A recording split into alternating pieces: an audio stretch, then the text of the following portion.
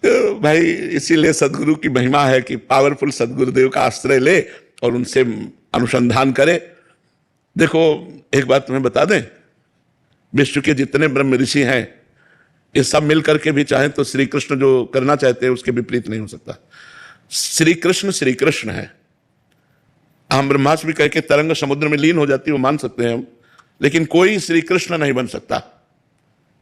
श्री कृष्ण अद्वितीय है, पर ब्रह्म है, अद्वितीय है, उनकी समानता कोई नहीं कर सकता। हाँ, अभेद भाव की एक भक्ति है वेदांत दर्शन उसके द्वारा, पर श्री कृष्ण अगर कोई ब्रह्म ऋषि अपने मुख में अग्नि को रख सके तो बताओ।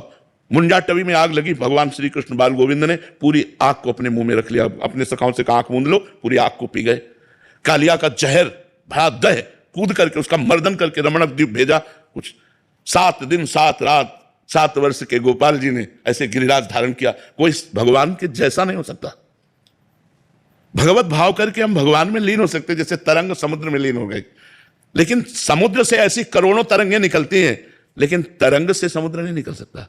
श्री कृष्ण के प्रताप से करोड़ों महापुरुष हो सकते हैं, लेकिन श्री कृष्ण है, वो अद्वितीय है, उनके जैसा कोई है नहीं। प्रकृति का परिवर्तन कर सकते हो, हमारे श्री कृष्ण ने जो विधान प्रकृति का रच दिया उसी के अंतर्गत आपको सहना पड़ेगा। हाँ, ये भाव है, इस भाव के द्वारा अभेद श्री कृष्णात्मक, अभेद एकत्व में श्री कृष्ण में लीन हो गए, क्योंकि वही परब्रह्म की स्थापना है। वो बात गुरुजनों से सीखे जाके, जो जिस मार्ग का अनुयायी है उस मार्ग में चले। भगवान ने सांख्य योग, अष्टांग योग, कर्म योग, भक्ति योग, इनकी स्थापना इसीलिए की है कि अलग अलग भाव वाले लोग अलग अलग भाव से उपासना करके उन्हीं भगवान श्री कृष्ण को प्राप्त होते हैं। ज्ञानी लोग जिन्हें ब्रह्म कहते हैं, योगी जिन्हें परमात्मा कहते हैं, भक्त जिन्हें भगवान कहते हैं, प्रेमी जिन्हें अपना लाडला कहते हैं, वो वही है, दूसरा कोई नहीं। तत्व एक है, एको ब्रह्म द्वितीयो नास्ति, वही है। पर ऐसे हम शुरू कर दें कि हम ब्रह्मास्मि, तो ऐसे नहीं।